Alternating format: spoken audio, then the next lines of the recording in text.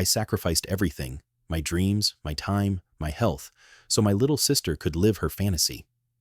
But the moment she called me a loser at the dinner table, I realized I'd created a monster with my own hands. And when I finally pulled the plug on her lavish lifestyle, the truth I exposed shook our entire family to its core. My name is Marcus, and for years I was everyone's silent hero. When my younger sister Aria got into her dream college, our parents celebrated like she'd cured cancer. Everyone clapped and cried. Me? I just stood there, mentally calculating how we were going to afford it. Because while my parents wore pride on their faces, they also made it clear with every sideways glance. They had no way to pay for her education. College is so expensive these days, my mom would say, always turning toward me at the end of the sentence, like punctuation made of guilt. I was working 2 grueling jobs as a mechanic and part-time delivery driver, barely scraping together enough to save for a modest house. But Aria was my sister, so I told myself, what's the harm in helping for a bit? That bit turned into everything. It started with textbook money, then groceries, then rent. Before long, I was bankrolling her entire life. Her excuse was always the same. I'll pay you back when I graduate, or Mom and Dad just can't help right now. Meanwhile, my parents acted like it was my duty. Family takes care of family, they'd say, as if I wasn't already collapsing under the weight of their expectations. And Aria? She treated me like her personal ATM. She never once asked how I was doing. While I skipped meals and worked overtime, she flaunted designer handbags and weekend getaways on social media, funded by me. I kept quiet, telling myself it was all temporary. Once she graduated, she'd understand. She'd appreciate it. She'd give back. But gratitude never came.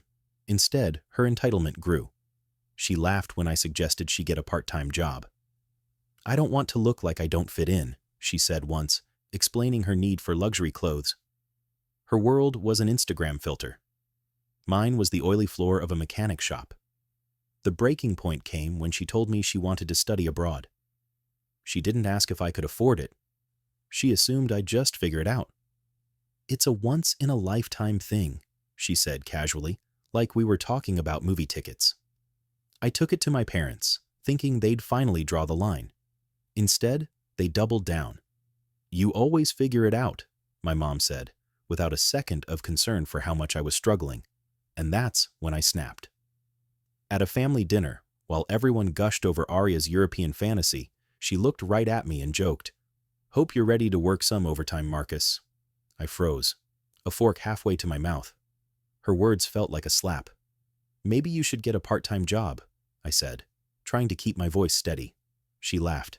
"Me? I'm too busy for that." And that was it. I dropped my fork. "You think I'm just going to fund your lifestyle forever?" I said. "You treat me like I'm beneath you, like I owe you something. I gave up everything so you could have a future, and all I get in return is mockery?" Everyone went silent. My mom gasped like I'd cursed at the table. "You're her brother. It's your job to support her," she said sharply. I laughed, bitterly. It's not. It's not my job to sacrifice my entire life just so Aria can play pretend with someone else's money. Aria rolled her eyes. There it is.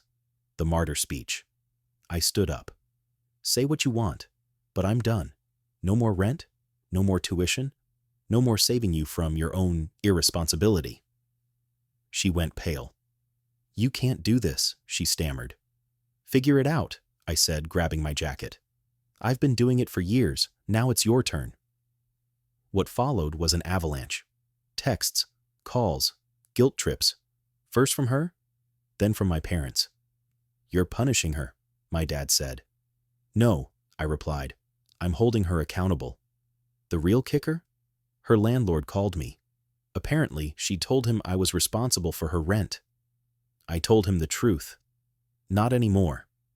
Days later, Aria showed up at my apartment, unannounced. Her makeup was smudged, her confidence gone. "You can't just cut me off," she said. "Yes, I can." "You're my brother." "I've been more than that. I've been your bank, your lifeline, and your excuse. That ends now." She begged, but I didn't budge. And here's the life lesson I learned. Sometimes love isn't about saying yes. It's about knowing when to say enough. Helping someone should never mean destroying yourself. Family doesn't mean sacrificing your entire future so someone else can live recklessly. So to anyone reading this, don't let guilt keep you shackled to people who only love what you give, not who you are.